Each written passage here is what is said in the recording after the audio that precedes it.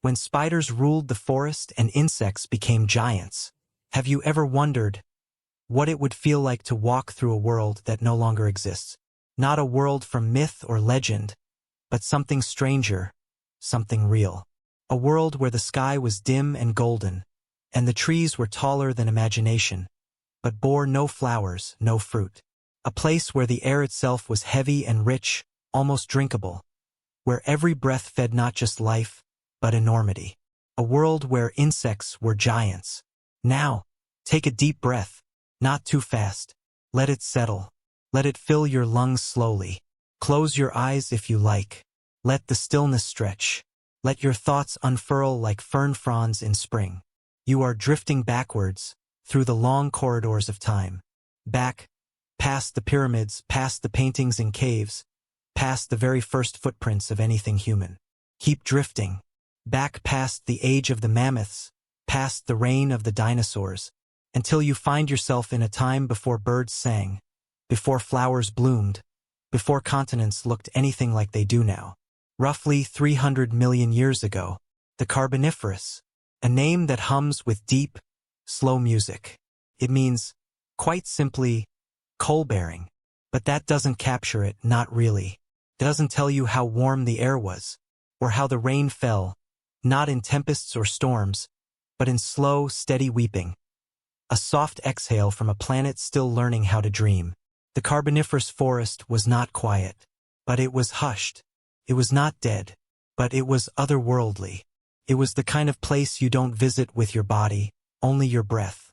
And so here you are now, standing or perhaps floating, on the spongy floor of an ancient forest.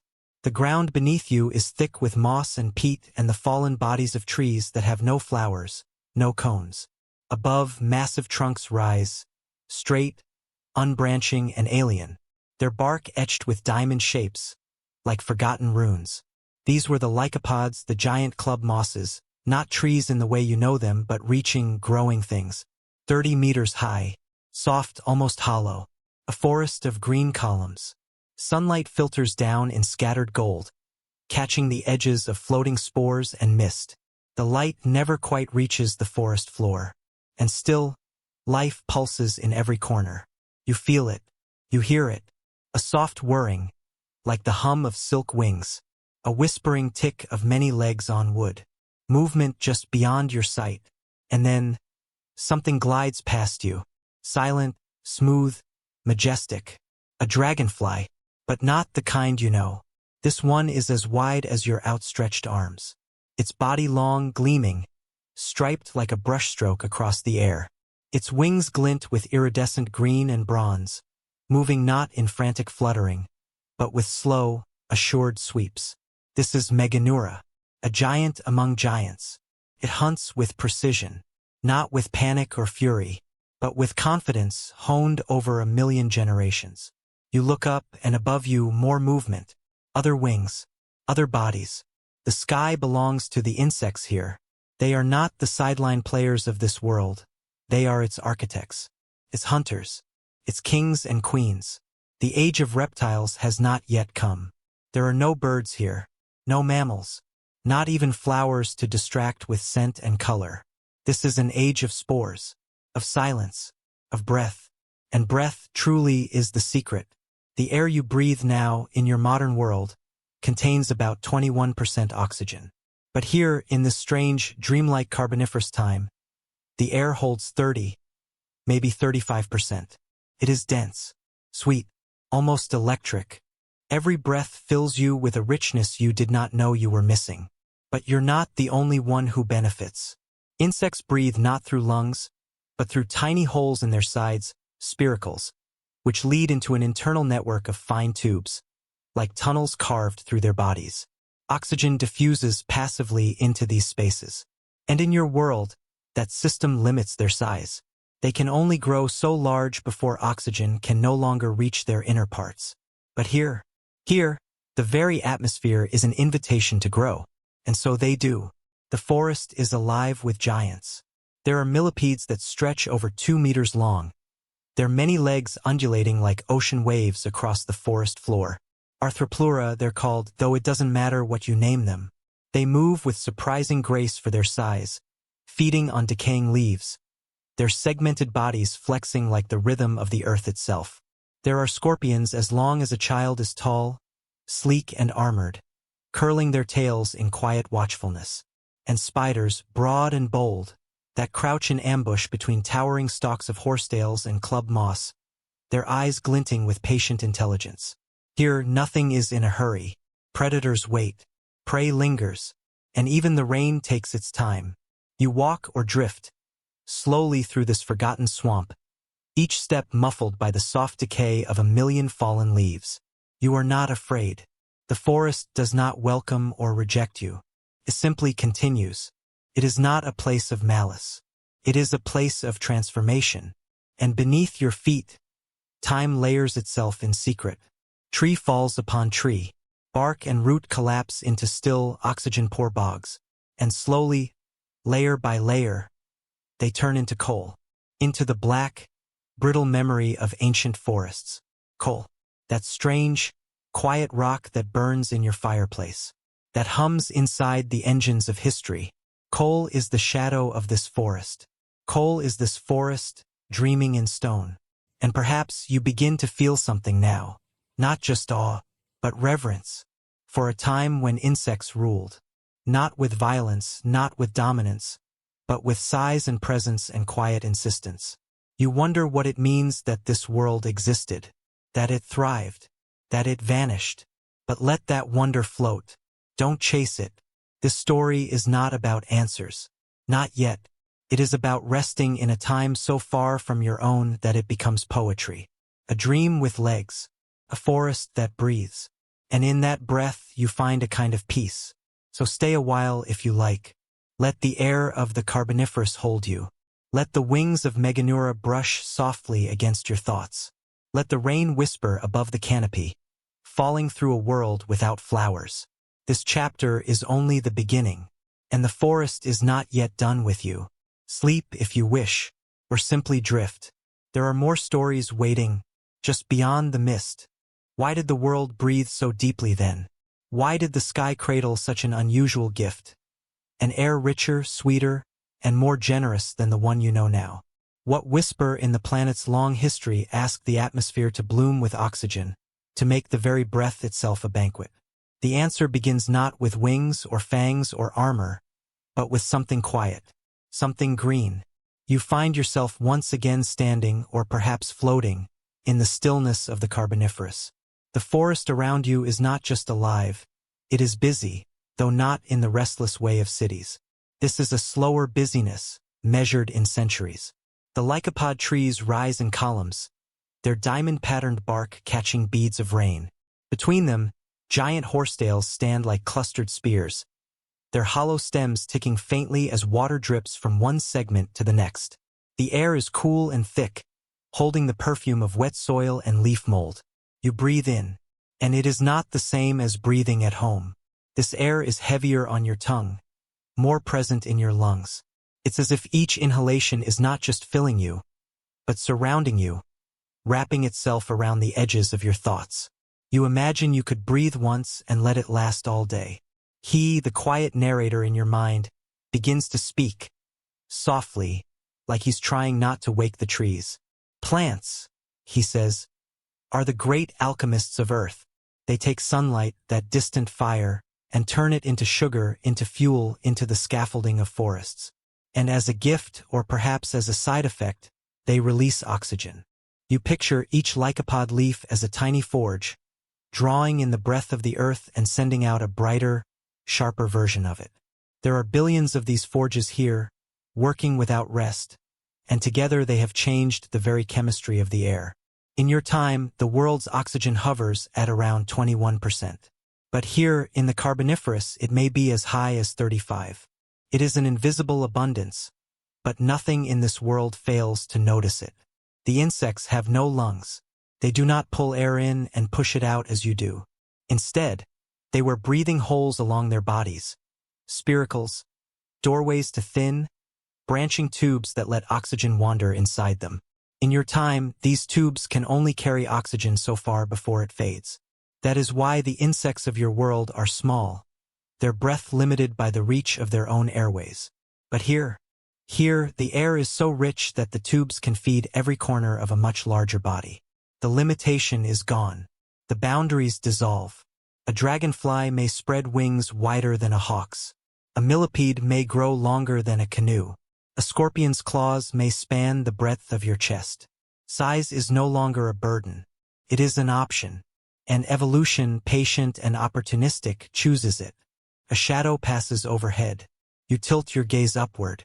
Meganura. Its body is long, striped with bronze and black. Its eyes are twin globes of polished amber, catching the filtered light.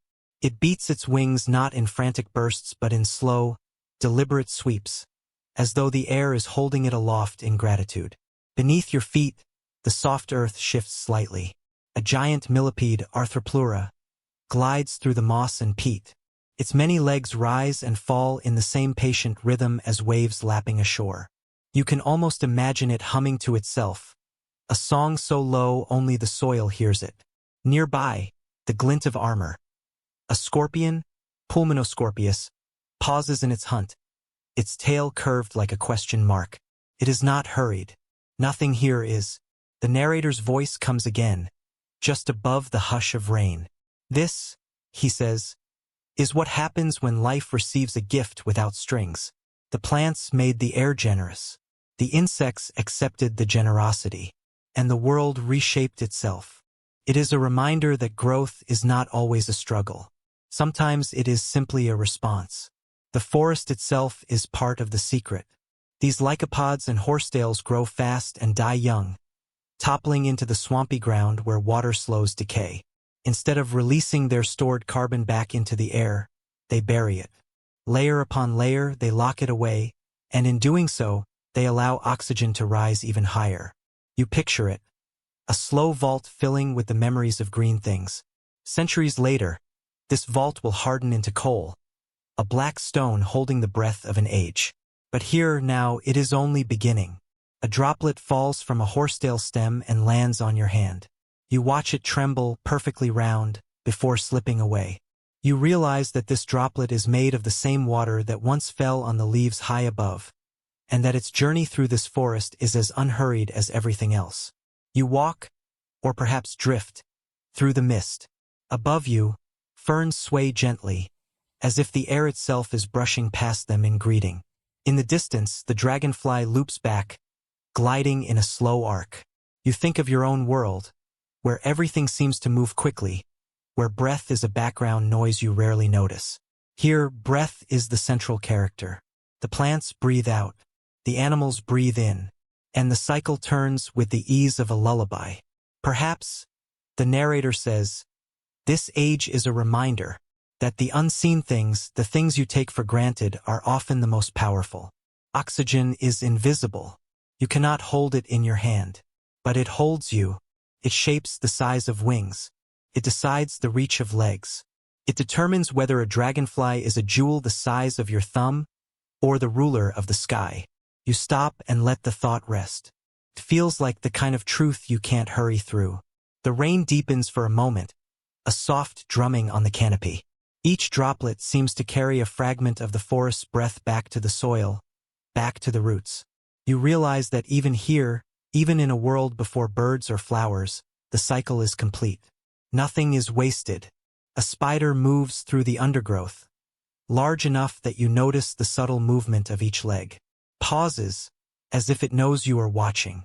For a moment, the two of you share the same still air, the same humid oxygen-rich breath. Then it continues, vanishing into the curtain of ferns. Breathe once more, the voice says gently, and imagine the air as it was then. Imagine it filling not just your lungs, but every corner of you. Imagine what you could become if the limits you know now were lifted. You do. And for a moment, the forest is not just around you, but within you, its generosity woven into the rhythm of your own pulse. The air here made giants not through force, but through invitation. And the creatures accepted.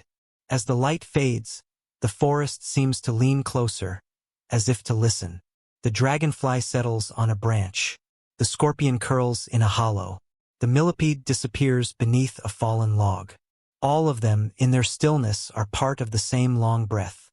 You stand with them, breathing in, breathing out, and you understand now that this world is not simply about size.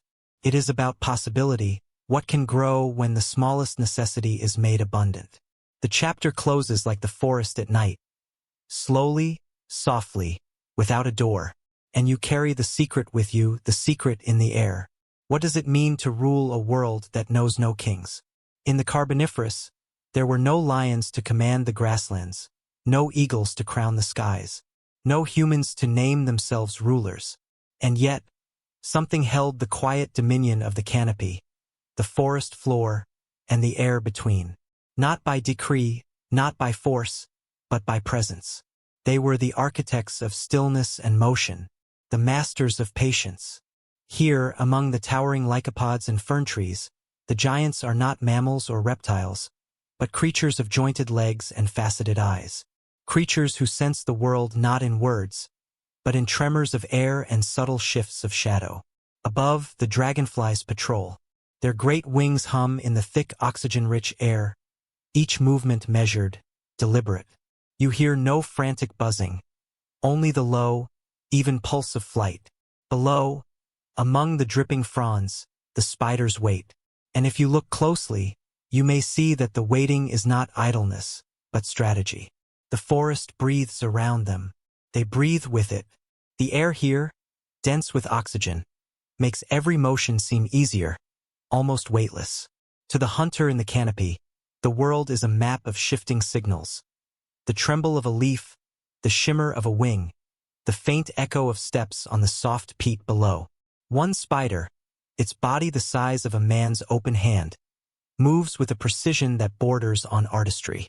Each leg is a brushstroke in a painting you cannot yet see. It selects a space between two horsetail stalks, measures it without thinking, and begins to spin. The silk is drawn out like moonlight made solid. The strands are anchored, stretched, and woven until the pattern emerges. Spirals within spirals, geometry born from instinct older than bone. You can almost hear the web forming, a faint whisper as each thread is laid down. For the spider, this is not decoration. This is survival's architecture. But to you, it is also sculpture, a cathedral window catching the mist. From a branch above, a shadow passes. It is Meganura, gliding through the golden light, wings catching the air like sails catching wind. The dragonfly turns slightly, banking on nothing more than a shift in pressure. Its compound eyes, each a mosaic of thousands of lenses, scan the forest with a patience born from having no predator faster than itself. It hunts not for the spider, but for smaller prey, beetles, perhaps, or the fluttering ancestors of modern mayflies. In this age, the skies belong to insects, and Meganura is their undisputed master. You imagine looking through its eyes. The forest fractured into countless fragments of motion, each telling a different story. A ripple in the water below, a moth's wing stirring the stillness, the shadow of another dragonfly in the distance. Below, in the damp underworld of the forest floor, the great millipede, arthropods, moves in a long, steady wave. It is not a hunter, claims no victims. Yet in its slow march, it shapes the forest, breaking down the fallen leaves, returning them to the soil. Its body seems endless as it passes, each segment gleaming with the sheen of wet armor. You can almost feel the vibration of its legs in the ground beneath your feet, a soundless drumbeat marking the passage of time. This, too, is a kind of rule, not of power, but of influence. The millipede shapes the earth, the spider shapes the air, the dragonfly shapes the space between. Each holds a piece of the forest's quiet empire. The narrator's voice enters again, a thread woven through the moment. You might think of rulership as conquest, he says softly, but here it is presence that rules. To be a ruler is to be essential, to exist in such a way that the forest itself would change without you. You think about that. You picture the forest without the spider's web to catch the morning light, without the dragonfly's shadow slipping through the mist, without the millipede's patient turning of decay into life. Feels emptier, not dead, but incomplete.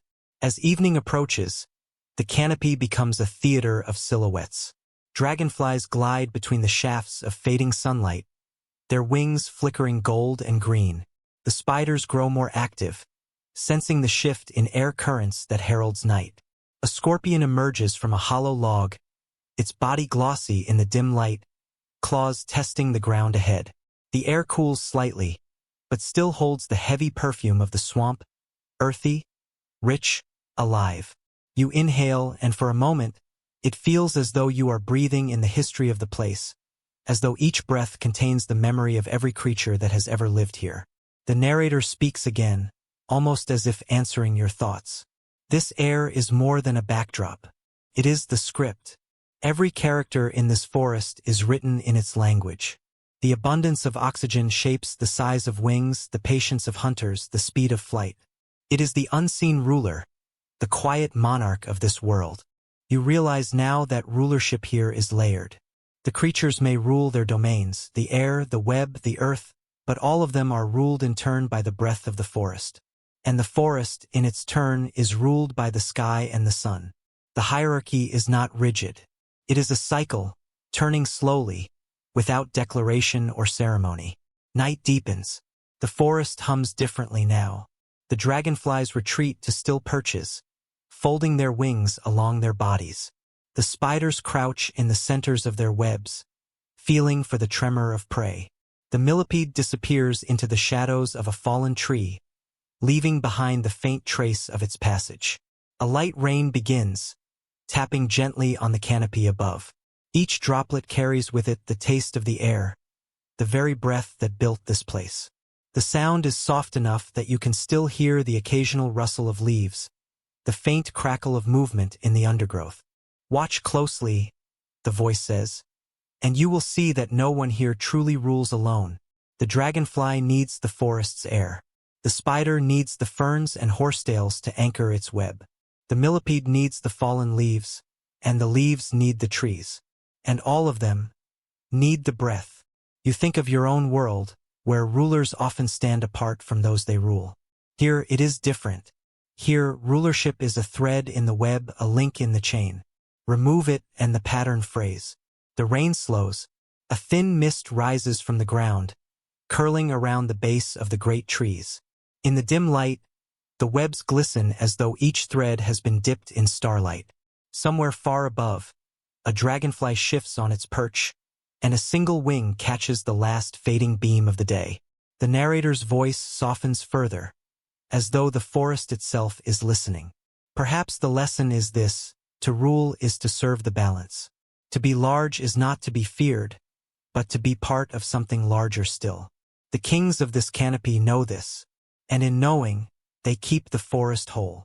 You stay a while longer, breathing the air, watching the way mist curls around the webs, the way shadows flow like water across the ferns. The forest feels unchanged by your presence, yet you feel changed by it. When you finally turn to leave or perhaps drift away, the rulers remain. The dragonflies will glide tomorrow. The spiders will spin. The millipedes will walk. The forest will breathe. And the breath will write the script again. In this place, no crown is heavier than the air. And the air is light enough to lift a dragonfly. What happens to light in a forest where it never fully reaches the ground? Here, in the deep quiet of the Carboniferous, sunlight does not fall in sheets. It drips. It sifts down through a net of leaves and spore fronds, scattering into thin columns, each one like a pale ribbon hung from the sky. The forest does not resist it, but it does not hurry to let it pass either. Light becomes something you walk through, not under. It is softened, slowed, made gentle. You move through this half-lit world as though underwater. Every step sinks slightly into the peat, and the ground feels alive, springing back with a quiet patience. The air is warm, heavy with the breath of plants, and it holds the faint taste of water and earth together. It is the kind of place where your own breathing seems to slow in sympathy, as if matching the long rhythm of the trees. Above you, there is life in the columns of light. Dragonflies drift through them, wings catching glimmers of gold and green as they turn. Their flight is unhurried, less a hunt and more a steady patrol of their chosen space. They own the air in a way no other creature here can. Not by sheer strength, but by understanding how to use the thick, oxygen-rich atmosphere as if it were an invisible current carrying them forward. Lower down, where the light begins to fade into shadow, the ferns stand tall. Some are as high as your shoulders, others much taller. Their fronds reach toward one another like slow-moving waves, and in the spaces between, life hides and waits. A spider, its legs long, its body broad, rests in the center of a web strung between two ferns. The silk is barely visible until the light finds it, and then it flashes in perfect arcs, a geometry born from instinct older than any map. The spider does not move. Stillness is its language, and the air will bring its messages to it in time. Everywhere, there is the sense that nothing here wastes effort. The forest has been built on patience, and those who live in it have learned to match its pace. Even the millipede, long as a man's arm, moves as though each step is being considered. Its many legs rise and fall in a rolling wave that travels down its body, steady as a clock no one needs to wind. It moves between fallen logs, across moss so thick it muffles even the sound of its passing. The water in the low places lies still, holding mirrors of the canopy above. Occasionally, a ripple disturbs the reflection, but it closes again quickly, as if erasing the event from memory. Beneath the surface, plants reach upward like soft green fingers, waiting for the light they know will never truly arrive. Yet they grow all the same, fed by the richness of the swamp and the constancy of the seasons. Breathing here feels different. Each inhale seems to fill more than your lungs. It fills your limbs, your thoughts, as though the air is making space for you inside yourself. You begin to understand what it means for creatures to grow large here, not because they must, but because they can. The air is a promise kept with every breath. Insects and arachnids are the most visible answer to that promise.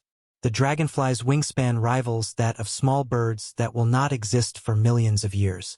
The spiders' bodies are broad enough to fill a human palm, their legs stretching farther still. Even the beetles are thickly armored, their shells like plates of bronze. And yet there is no sense of threat in their size. Here, largeness is not a warning. It is simply the shape that life takes when the limits are lifted. The air hums faintly, not from any single source, but from the sum of all small movements, the wing beats, the dripping water, the shifting leaves.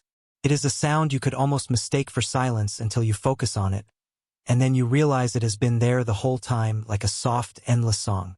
Somewhere ahead, the ground slopes slightly upward. You follow it, stepping carefully over roots that braid themselves across the surface like the veins of the forest. At the top, you find a clearing where the canopy opens just enough to let a pool of light spill down. In that light, you see an old lycopod, its trunk thick and patterned, its crown of leaves reaching far above. Around its base, smaller plants cluster, catching what they can of the filtered sun. Here, the air feels even heavier, as if the forest is breathing out all at once. You close your eyes for a moment, and you can almost hear the slow exchange. The trees exhaling oxygen, the insects and other creatures returning carbon dioxide.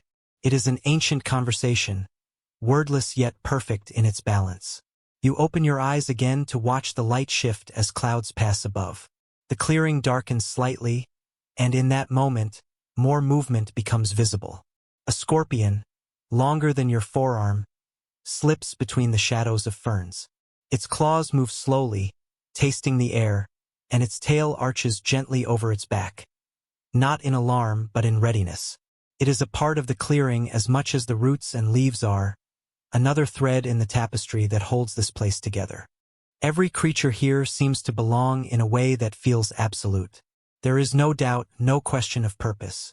The spider belongs to its web, the dragonfly to the air, the millipede to the soil, the scorpion to the shadowed paths. Even the fallen trees belong, becoming nurseries for mosses and food for decomposers. In your own world, it is easy to think of death as an ending. Here, it is only another form of life's continuation. The thought comes quietly. Perhaps the forest's memory is not only in the peat beneath your feet, but in the way each life here fits into another. The web holds the fly feeds the spider becomes soil, the soil feeds the fern feeds the air feeds the dragonfly. It is a cycle without a beginning or an end. The light in the clearing shifts again, brighter now as the cloud passes. The dragonflies return to their gliding paths, weaving between beams of sun as though stitching them into the air. The spider remains still, but you notice the faintest quiver in its web, a signal sent along the silk. Somewhere deep in the ferns, the millipede disappears from sight, but you can still imagine its patient rhythm moving onward. You stand a while longer, feeling the air move against your skin, smelling the damp richness of the earth, listening to the faint hum of countless small lives at work. When you finally step back toward the shadowed paths, it feels less like leaving and more like turning a page in a book that will still be there when you return. The forest closes gently around you again. The light narrows into ribbons. The air stays thick and kind. And in its breath, you carry the sense that every part of this place knows its role, not because it was given, but because it has always been so. Here, there are no crowns, no borders, no speeches of rule. There is only the quiet understanding that life is shared, and in sharing, it endures. What does time feel like in a world that measures it in growth instead of hours? Here, in the vast swamps and towering green of the Carboniferous, time is not a clock's ticking or a shadow's movement across a wall. It is the slow rise of a tree's trunk, the gentle spread of a fern's frond, the layering of peat beneath your feet. It is the patience of creatures who live in cycles longer than your own life could hold. The air is as thick and generous as ever, softening the boundaries of the moment. You take a step and the sound is swallowed instantly by moss, by damp soil, by the quiet breathing of plants that have stood in this place for centuries. The trees ahead are spaced just enough to let you pass, their patterned bark catching faint glimmers of light. The forest feels endless, yet not empty. Its space is filled not by noise, but by presence. A movement above catches your eye, wings, broad and glistening, catching a shaft of sunlight. A dragonfly drifts through the air, larger than you would expect, larger than you might even have imagined. Its path is not hurried. It circles once, twice, then slips away into the dappled shadow. It does not need to rush. The air itself seems to carry it forward. Below, in the shadows beneath the ferns, there is a different sort of motion. A spider, its body wide and legs long, moves slowly along the anchor threads of its web. The silk stretches between two horsetail stems, a perfect design spun without tools or plans, yet flawless in its geometry.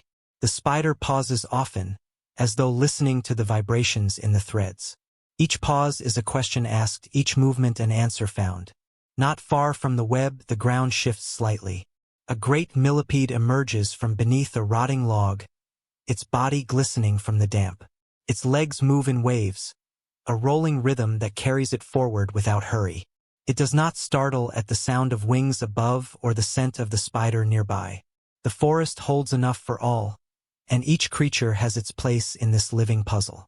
You notice how the light changes here, not in sudden bursts, but in gradual turns, like the dimming of a lantern's flame. Shadows stretch and soften at the edges. The golden glow of the afternoon deepens into a cooler green. It is as if the entire forest is shifting into a slower gear, conserving its energy for the long night ahead. In the still pools between tree roots, the water holds reflections of the canopy above. You lean closer, and for a moment, the reflection seems deeper than the pool itself, as if you could step into it and keep walking into another forest entirely. In that reflected world, dragonflies fly upside down, spiders weave webs toward the sky, and the great trees grow from the clouds. The air is filled with small sounds, wings brushing against leaves, droplets of water falling from high above, the quiet friction of a millipede's passage. None of them disturb the peace. Here, even motion feels like part of the stillness. You begin to feel that the forest is not simply a place, but a state of mind, one where nothing is rushed, where every action has time to be completed fully. In this slower rhythm, the creature's size makes sense. A dragonfly with a wingspan wider than your hand is not a monster here. It is simply a shape the air allows. A spider that could fill your palm is not a threat. It is an artist whose canvas is the space between stems. A millipede longer than a man's arm is not an invader. It is a gardener, quietly turning fallen leaves into soil. Each of them is bound to the others, though no one commands the link. The air feeds the plants feed the insects feed the hunters, and all feed the earth when their time ends. The pattern is so complete that you cannot see where it begins, nor imagine where it might end. As you walk, the ground dips slightly into a low hollow filled with water. Here, horsetails rise in dense clusters, their segmented stalks whispering in the breeze. Between them, small ripples spread outward, hinting at unseen life below the surface. You stand for a while, watching as the ripples fade and the water becomes still again. It is easy to believe that this moment will repeat endlessly, that the hollow will always be here, holding the same water, waiting for the same breeze. But time, even here, is never truly still. The forest remembers in layers. Every fallen leaf, every toppled tree becomes part of the peat beneath you. And though you cannot see it, those layers will one day harden into stone, holding the breath of these plants for millions of years. The light that falls here now will become the heat of distant fires in a time far beyond your own. The thought lingers as you breathe in again, feeling the heavy air fill your lungs. This forest does not hurry to change, but it changes all the same. Its patience is not the absence of movement, but the presence of trust, that life will go on, that the air will keep flowing, that each creature will continue its part in the cycle. The light has shifted further now, and a faint mist begins to gather near the ground. It curls around the bases of the ferns and trees, wrapping the roots in soft silver. In the mist, the webs glisten faintly, catching the last of the day's light. The spider at the center of one web turns slightly, as if to face the cooling air. The dragonfly has returned to a perch, its wings folding neatly along its body. The millipede has vanished once more into the cover of moss and fallen leaves. You take a final look at the hollow before you move on. The water reflects the darkening canopy, and for a moment, the image is so still that it feels like a painting. You realize that the forest's beauty lies not in its rarity, but in its constancy. This place has been breathing, growing, and remembering for hundreds of millions of years. It will go on doing so long after you have left it. And as you walk back into the deeper shadows, you carry with you the understanding that time, here, is not something to measure or control. It is something to join. If you match your breathing to the forest's, slow, deep, unhurried, you will find yourself moving not through time, but with it. You leave quietly, though the forest does not require your silence. Keeps its own. The mist thickens behind you. The light fades into a cool green darkness, and somewhere in the stillness, the cycle continues without pause. The forest has no need to mark the hour. It is the hour. It is every hour. What happens to a world when the ground beneath it becomes a memory vault? Here, in the long, slow breath of the Carboniferous, the forest is not only alive above the soil, it is alive below it. Every fallen trunk, every drift of leaves, every frond and root that sinks into the damp floor is kept, layer upon layer, like pages pressed between the covers of time. The air is warm and heavy, holding a sweetness of decay that is not unpleasant, but grounding, earthy, and deep. You can feel it in the way the ground gives slightly under each step, as if it has been softened by centuries of rain and the weight of 1,000 seasons. The trees rise in their strange, columned way, tall without branches for most of their height, their patterned bark a mosaic of green-brown diamonds. They do not seem fragile, yet you know their roots are shallow, spread wide like fingers splayed over the surface of the earth. They depend on the constant moisture of the swamp to stand. When they fall, they do not rot in the quick, busy way of later forests. Instead, the water seeps into their fibers slowly, and the bark sinks into the peat. This is not an ending. This is the beginning of their long, hidden life beneath your feet. The air you breathe here is thick with oxygen, almost heavy on your tongue, and every breath feels like a gift you did not realize you were missing. You think of the creatures who live in this abundance. Dragonflies that drift above with wings like stretched glass, spiders the size of your hand that hold still in perfect balance, and millipedes that move like long, living rivers through the undergrowth. Their bodies are larger, their movements surer, because the air itself allows them to be. It is not a struggle. It is simply what happens when the limits are lifted. You walk on, hearing the soft give of the peat beneath you, and realize you are treading on the remains of forests older than anything you can name. Every step is on a woven history of roots and stems, compacted but not erased. The forest floor is more than soil. It is an archive of green things, a slow-growing library of carbon bound and stored. Above, life is vivid and moving. Below, it waits in darkness for a future it cannot imagine.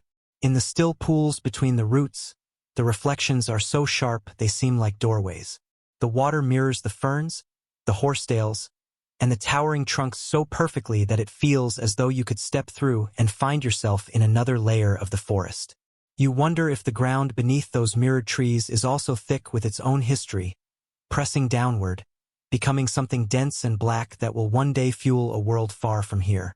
There is a stillness in this place that is not the absence of motion but the presence of endurance. The spiders tend their webs with quiet adjustments, measuring the tremors of the air as if reading invisible letters. The dragonflies trace long arcs between the patches of light, their eyes catching every detail you cannot see. The millipedes keep to their slow wave of steps, a moving seam that stitches the forest floor together. Each is part of a pattern that does not need to be rushed. You pause beside a fallen lycopod, its trunk softened and sinking into the moss. In your world, fallen trees are markers of loss or decay. Here, they are simply transformations, moving from one form of life to another. What was once upright and green will become part of the ground's dark memory, joining the deep layers that hold the breath of the past. It is a kind of immortality, one without drama, without monuments, but enduring all the same. The thought lingers as you move on. Perhaps the ground beneath you is more alive in its stillness than the air above is in its motion. Every leaf that falls becomes part of a chain, locked into the earth, building a record that I will see for millions of years. One day, those layers will harden into coal, a black stone holding the sunlight of an age when giants with many legs ruled the shadows and the air itself was a generous host. The light here shifts slowly. Afternoon blends into evening without a hard edge, just a deepening of tone, a cooling of the green.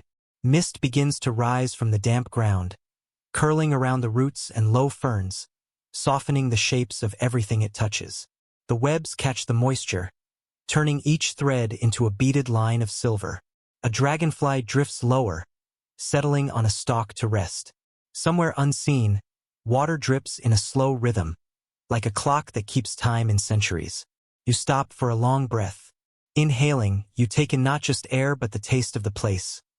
Leaf, water, soil, and something older, something stored deep beneath you. Exhaling, you feel a strange kind of belonging, as though you too are leaving something behind with each breath, something the forest might keep. If you could peel back the layers beneath your feet, you would see time arranged in colors and textures. Fresh moss and leaves above, dark and matted plant matter below, then deeper still, compressed peat, and beneath that, the slow beginnings of stone. Each layer is a year, a decade, a century, pressed so gently that nothing is truly gone. The forest is not just living in the moment, it is living in all its moments at once. The idea comes quietly. Maybe the value of this place is not only in what it shows you now, but in what it hides for later. The trees and ferns breathe out oxygen, and you breathe it in. They fall and sink into the earth, and someday, their stored sunlight will be released again. The exchange is not immediate, but it is certain. This is not a trade. It is a trust. By the time you reach the edge of another shallow pool, the light has dimmed further. The reflections are darker now, and in them, the forest looks like a dream of itself. You realize you have not seen the sky in hours, only its softened light filtered through layers of green.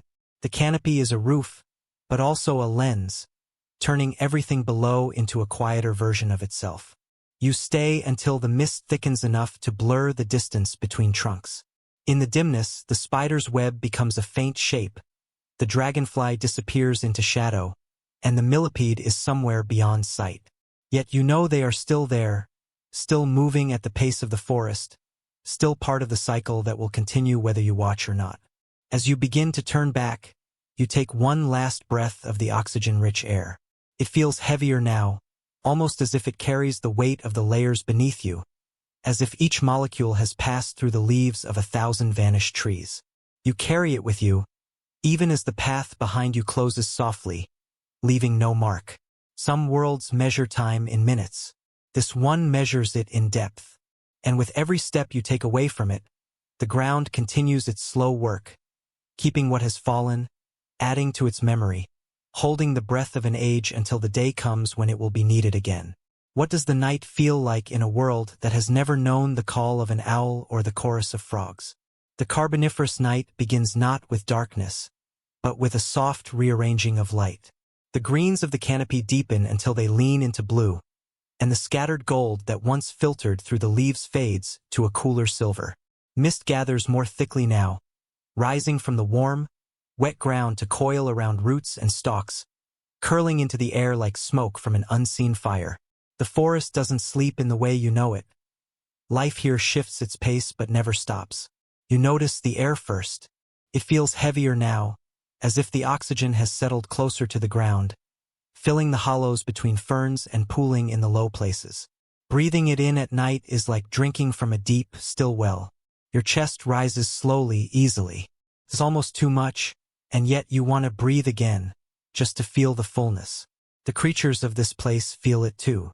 Every beat of a wing, every movement of a leg, is charged with this invisible wealth. The dragonflies no longer roam the open air. Their long wings, patterned like stained glass, are folded neatly along their bodies.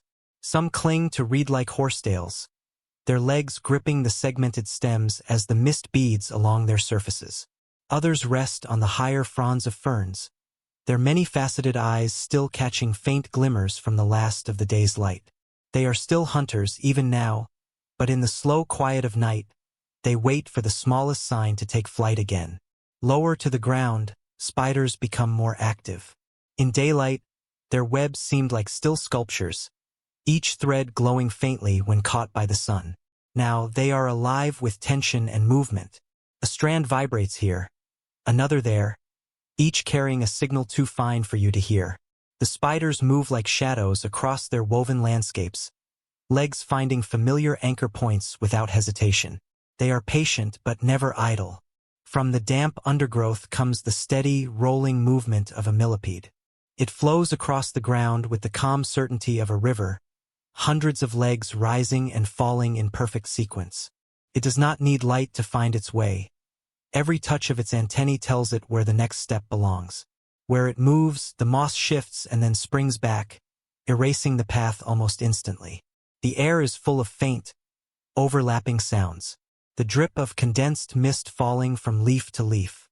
The faint hum of insects whose wings are too small to see in the dimness. The creak of a giant lycopod adjusting slightly in the damp air.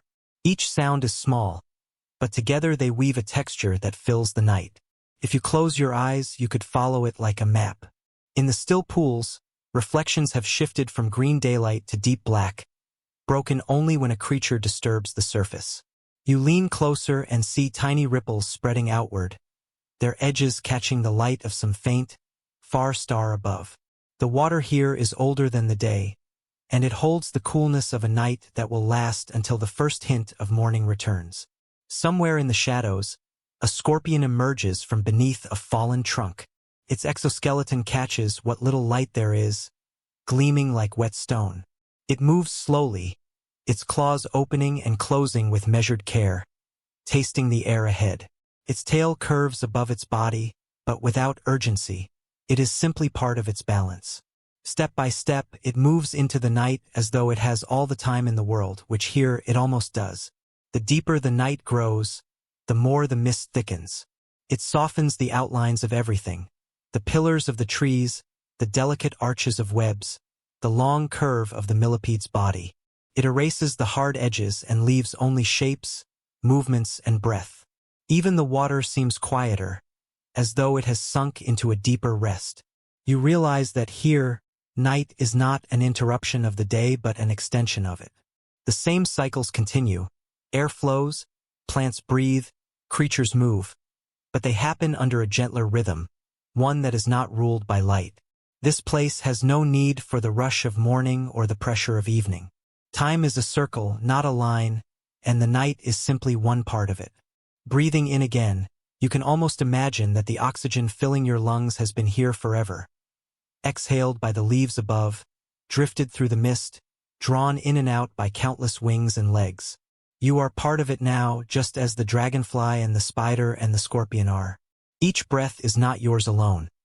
It belongs to the forest, passing through you like water through cupped hands. The thought settles with you as you watch the slow movements around you. The spider, sensing a tremor in its web, takes a single step toward the center. The dragonfly shifts slightly, adjusting its grip on the reed. The scorpion changes course, following some signal in the air. Nothing here is hurried, but nothing is without purpose. Above, through a break in the canopy, a few stars glimmer faintly. They seem far, but also connected to this place, as though the still pools below and the distant sky above are mirrors of each other. You imagine that the light from those stars has taken millions of years to arrive here, just as the plants beneath your feet have taken millions to become the peat and coal that will one day release their stored light again. Both are parts of the same long exchange, slow, constant, and infinite. The night deepens further. The mist cools the air on your skin, and the forest feels even more enclosed, as if you have stepped inside a vast, breathing organism. The sounds soften until they are more felt than heard. In this quiet, you understand that the night here is not empty. It is full of waiting, full of the next moment, and the one after that, each folded inside the other like the layers of the ground itself. When you finally move, your steps are slow, not because you must be careful, but because you want to match the pace around you. The forest accepts your passing without acknowledgement, just as it will accept your absence. In a world where nothing rushes, there is no such thing as being late. You leave with the image of the mist curling between the roots, the still pools holding the stars, and the creatures moving in their own measured time. The night will go on long after you have gone, breathing, listening, and keeping its endless rhythm. And somewhere in the canopy, perhaps a dragonfly will unfold its wings again, ready to write another silent sentence across the night air. What does change look like when it moves so slowly you cannot see it, yet it shapes the world completely? In the Carboniferous, change is not a sudden storm or a great upheaval. It is a quiet shift, the kind that works its way into every corner without disturbing the stillness. The forest you walk through now feels eternal, its pillars of lycopod trees rising to a canopy that has stood for millions of years. The air is still heavy with oxygen, warm and damp, wrapping around you like a blanket. But deep within the cycles of this place, something is already beginning to turn. The ground beneath your feet is soft, spongy with peat built from countless seasons of growth and decay. It holds the memory of forests that rose and fell long before you arrived. Each step presses down into centuries. You can feel, though you cannot see, the way the weight of these layers will one day become something else entirely, coal, dense and black, a record of sunlight that has been stored for ages. This is the work of time, unfolding so slowly it might seem like nothing is happening at all. Above, the dragonflies continue their long patrols, their wings shimmering as they cut through the moist air. They are masters of the present, their movements tuned to the moment rather than the future. Yet even they are shaped by changes they cannot sense. The air they breathe so easily will not always be this rich. One day its abundance will fade, and with it, their bodies will shrink to fit the new balance. For now, though, they fly without knowing that their age of giants will not last forever. In the shadows, the spiders weave their wide, perfect webs, each thread strung with a drop of mist. They are patient artists, their skill unchanged for generations. Yet the plants that support their webs are shifting in ways too subtle for even the most sensitive legs to feel. Small differences in leaf shape, in the height of stems, in the way light filters down. These are the first signs of a forest that will not always look like this. Near the forest floor, a millipede glides over a fallen trunk, its many legs moving in a wave that seems to go on forever. It stops briefly to taste the damp air, then continues on. It is part of a lineage that has thrived here for millions of years, yet even this ancient form will one day vanish. The balance of oxygen and predators, of plant growth and decay, will shift, and the space it fills now will be taken by others. It is not only life that is changing. The very land beneath this forest is slowly rearranging itself. The continents, though they seem fixed, are drifting, inch by inch, toward a new configuration. Far from here, mountain ranges are rising, seas are shrinking, and climates are adjusting in answer. The Carboniferous is a long, deep inhale in the story of the Earth, but even the longest breath must be followed by another. You walk along the edge of a shallow pool, its surface scattered with fallen leaves from the canopy above. The water is still, but the reflection in it seems slightly altered from what you remember. The light is different now, cooler, softer, with the faintest sense of a coming change. You cannot name it, but you can feel it, the way you can feel the air shift before a season turns. Creatures here do not resist the change because they cannot. They live within the moment, shaped by it, unaware of the centuries to come. For them, life is not a path toward something else. It is simply what it is now. The spider waits because there is waiting to do. The dragonfly flies because there is air to ride. The millipede moves because there is ground to cross. The cycles continue, even as the foundation beneath them slowly, invisibly shifts.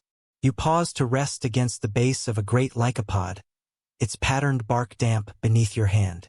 The texture feels the same as it did when you first arrived in this world. The scent of moss and water is unchanged.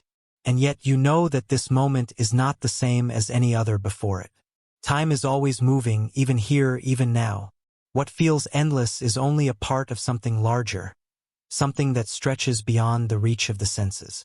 Perhaps this is what change truly is, not a disruption, but a continuation. A quiet redirection that only reveals its shape when you look back over a great distance. The forest will not notice the exact moment when the air becomes less generous, or when new plants rise where others once grew. There will be no single night when the age of giant insects ends. It will happen in the spaces between moments, as naturally as the shift from day to night. The mist begins to lift slightly, revealing more of the trunks and ferns around you. Light falls differently now, angled and pale, as if the sun is leaning farther away. You follow a narrow path between the roots, feeling the ground firm beneath your feet. Somewhere nearby, water trickles softly, feeding into the larger pools. The sound is steady, unchanging, but you know that even this water's course will alter over time. You breathe in deeply once more, filling your lungs with the thick, oxygen-rich air, and wonder what it would feel like to live in a place where change moves at this pace. In your own world, seasons turn quickly, years pass in a rush, and change often feels sharp, sudden. Here, it is so slow that it becomes part of the background, like the faint hum of life that never stops. It is not a thing to be feared, but a thing to be trusted. The dragonfly passes by again, tracing a familiar path. The spider shifts slightly in its web, adjusting a single thread. The millipede disappears into the moss. The forest continues, unchanged in your eyes, but always changing in truth. As you walk away from the pool, you carry the thought with you, that perhaps the greatest changes are not the ones we can see or name, but the ones that work quietly, shaping the future without asking for attention. The Carboniferous is still here, still vast, still rich, but it is already becoming something else. And in time, it will be remembered not only for what it was, but for what it gave to everything that came after. You take one last look at the still water, at the tall trunks rising into the dim canopy, at the mist curling in the air. Then you turn and walk deeper into the forest, knowing that even now, with each step you take, the world is moving, slowly, silently, toward the next chapter of its story. What happens to a world when new voices begin to join the old? The Carboniferous has been a place of steady rhythm for millions of years. Air thick with oxygen, forests wrapped in mist, creatures moving in the slow confidence of an age that feels as if it could last forever. But even here, the threads of the pattern begin to shift. In the still pools and the shallow waterways, something is stirring that will change the sound of the world. The water has always been full of life. Soft-bodied swimmers, drifting plants, the quiet scuttling of invertebrates. But now, among them, creatures begin to emerge that can leave the water behind. They are not built for the open air in the way dragonflies are, nor are they masters of the soil like the millipede. These are amphibians, their bodies a blend of past and future, still tied to the water yet able to explore the land in ways no fish could. You see one now, resting at the edge of a shaded pool. Its skin is dark and glossy, marked with faint patterns that echo the shapes of ferns. It blinks slowly, as though deciding whether the day is meant for stillness or movement. Then, with a push of its legs, it slips into the water, leaving a ripple that spreads in widening circles. In moments, it is still again, the ripple erased. These new voices are not loud, not yet. They speak in the soft splash of a body sliding into water, in the faint rustle of movement among wet leaves, in the quiet exhale of air taken above the surface. But their presence is a shift, a suggestion that life is beginning to test the boundaries of its home. In time, these tentative steps will lead to bolder ones, and the chorus of the earth will grow more complex. The forest around them remains as it has been. Tall lycopods and giant horsetails rising toward the dim canopy, their roots spread wide in the wet soil. The air is still heavy with oxygen, a gift that feeds every breath taken here. The dragonflies continue to patrol, the spiders weave, the millipedes move with tireless rhythm. Yet now, in the pauses between their movements, you notice the amphibians' small contributions, a new layer to the music of the Carboniferous. One perches on a low root, its head tilted upward. You wonder what it sees, shapes moving through the light above, or perhaps nothing at all but the dance of spores in the air. It does not seem afraid. There are no great predators here yet to trouble it. Life on land is still new for such creatures, and the forest is generous enough to allow them space. In the water, strands of ancient plants sway gently, their tips brushing the surface. Small insects skim above them, touching down briefly before lifting off again. Sometimes, one of these insects misjudges and lands too close to an amphibian waiting just below the surface. The water stirs, the mouth opens, and the insect is gone, the ripples fading into the soft reflection of the canopy. It is easy to think of change as something sudden, but here, it is more like the slow addition of notes to a long song. The amphibians are not replacing anything. They are adding to it. The forest now holds not only the hum of wings and the whisper of webs, but the sound of feet on damp soil, of bodies crossing the line between water and land. You watch as another amphibian moves along the edge of the pool, its short legs lifting and setting down carefully. Its tail drags slightly in the mud, leaving a faint line that will vanish with the next rainfall. For now, it is only exploring, but one day, the descendants of such creatures will roam far from the water's edge, carrying the memory of this place in their bones. The mist is thicker near the water, curling around the roots and low plants like a living thing. It hides some movements and reveals others, making the forest feel even more like a place of slow surprises. You notice the gleam of a spider's web just above the waterline, each thread tipped with a bead of moisture. A small amphibian passes beneath it, unaware of the hunter above. Each has its own path, its own way of reading the forest, and they pass without touching. In the deeper shade, a dragonfly glides low over the pool, its reflection flashing in the dark surface. For a moment, it seems to pause, hovering above an amphibian that has surfaced for air. Two different worlds meet here, one built for the sky, the other tied to both water and land. They share the same breath, drawn from the same rich air, before each returns to its own element. You breathe in deeply, sensing that this meeting of worlds is the quiet beginning of something vast. Amphibians will not stay as they are. The forest will not remain unchanged. The earth is never truly still, and the steps taken here, small, damp, deliberate, will echo far beyond the swamps of this age. As the light begins to fade, the amphibians settle back into the water, their movements slowing. The forest's older voices take the foreground again.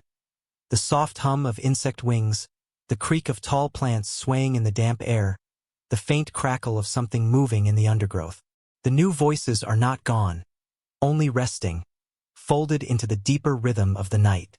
Perhaps this is how all great changes begin. Not with a single dramatic moment, but with many small ones that layer together until the world itself feels different. You may not see the future from here, but you can feel its outline, the way you can sense the coming of rain before the first drop falls. You step back from the edge of the pool, your feet sinking slightly into the wet soil. The forest closes around you once more, mist blurring the distance, shadows deepening beneath the canopy. Behind you, in the quiet water, the amphibians wait. Ahead of you, the path leads deeper into the ancient green. The song of the Carboniferous is still being written, note by slow note. And now, among the steady voices of wings and legs, another has joined. A voice that will grow until it carries far beyond this time, into ages that cannot yet be imagined. What does it feel like when an age draws to its close, not with a roar, but with a long, quiet exhale? The Carboniferous has been a world of deep green abundance, of giant insects drifting on air thick with oxygen, of forests rising from waterlogged soils, of webs and wings and soft, patient footsteps. For millions of years, its rhythm has been steady and generous. But slowly, so slowly you could live a lifetime here without noticing, the pattern begins to shift. The air itself is changing. The oxygen that once swelled your lungs like a tide is beginning to lessen. It is still rich enough to feed the wings of dragonflies, still strong enough to give the millipede its great size, still ample for the spiders to weave in perfect patience. Yet somewhere in the quiet exchange between leaf and sky, between breath and wind, the balance tilts. Plants no longer draw as much from the air as they once did, and the invisible wealth that filled this world begins its slow retreat. With the change comes the faintest tightening of space. A dragonfly rises, and though its flight is still sure, there is a different quality to its motion, as though the air is not quite as buoyant. The spider builds its web as it always has, but fewer wings pass into its silken threads. The millipede still moves with its rippling steps, yet pauses more often, resting beneath the shelter of roots. No one moment marks the change, yet it is everywhere. Other voices are joining the forest now, smaller, sharper ones. The amphibians that once lingered near the water's edge venture farther, their shapes shifting from one generation to the next. They are no longer only guests on the land. In time, their descendants will become the first reptiles, less bound to the pools and more free to roam beneath the canopy. The forest's older rulers do not yet see their decline, but the future is quietly preparing to take its place among them. The swamps, too, are changing. Some dry more often now, their still waters shrinking back to reveal dark ground beneath. Where peat once formed endlessly, building thick, damp layers that press the past into the earth, new spaces open for other kinds of growth. Forests are still here, still vast and green, but their edges shift. Some places that once belonged to towering lycopods now belong to ferns or to open stretches of low plants. Walking here, you can still imagine it all will last forever. The trees rise in the same tall columns, their bark patterned like woven cloth. The mist still curls between roots. The sound of wings still hums softly in the air. Yet you carry the knowledge that forever is an illusion, that even the deepest ages are chapters in a longer story. The Carboniferous is not ending in destruction, but in transformation. You pass a pool where a dragonfly hovers above the surface, its shadow dancing over the ripples. Below, an amphibian waits, half hidden in the plants. They are part of the same moment, sharing the same air, yet their futures will move in different directions. One belongs to the age that is passing, the other to the one that is coming. Both are beautiful, both complete in themselves. In the stillness, you begin to understand that the greatness of this age is not only in its size or its abundance, but in what it leaves behind. The forests have been breathing out oxygen for millions of years, enriching the air for all who came after. The peat they built will harden into coal, storing the sunlight of ancient days for a far-off time when new creatures will dig into the earth and release it again. The Carboniferous will live on not just in stone, but in the air, in the soil, in the shape of life itself. The light through the canopy has a softer, more golden hue now, as though the sun is leaning lower in the sky. Mist rises in slow spirals from the damp earth, catching the glow and turning it to silver. The webs glisten faintly, each one a map of patient craftsmanship. The millipede moves into the shadows, its many legs carrying it into the shelter of moss. The dragonfly drifts higher, into the light. The amphibian slips back into the water with barely a ripple. You breathe in again, and this time you think of all the breaths taken here before yours, the countless exhalations of plants, the subtle sighs of creatures resting in the shade, the long, slow breathing of the forest itself. Every breath is part of the same endless exchange, carried forward from age to age, never lost. Perhaps that is the true nature of endings, not to erase what came before, but to weave it into what comes next. The Carboniferous will fade, its giant insects shrinking, its towering lycopods giving way to other trees, its swamps drying in places where they once stretched unbroken. But nothing here is wasted. Every life, every fallen leaf, every thread of silk and every beat of a wing becomes part of the earth's memory, ready to be reshaped in the hands of time. As you turn to leave the forest, you take one last look at its deep green stillness. The air is warm against your skin, rich enough to make you feel as if you could walk forever. The mist curls and sways. The trees rise in silent watch over the creatures that live beneath them. It feels whole, as though nothing could touch it, and yet you know that even now, in ways too gentle to see, it is already becoming something else. You step away slowly, knowing you will carry the Carboniferous with you, not just as a place you have seen, but as a reminder of how the world moves. Ages rise and fall, not always with violence, but with a long, slow turning, each one giving its gifts to the next. The giants of this time will pass, but their breath will remain in the air you breathe. Their forests will lie deep in the ground, waiting for a future they cannot imagine. And somewhere behind you, in the warm mist and the filtered light, the forest breathes on, calm, patient, timeless, trusting that its story is not ending, but continuing in another form. The hourglass turns, and the sand begins again.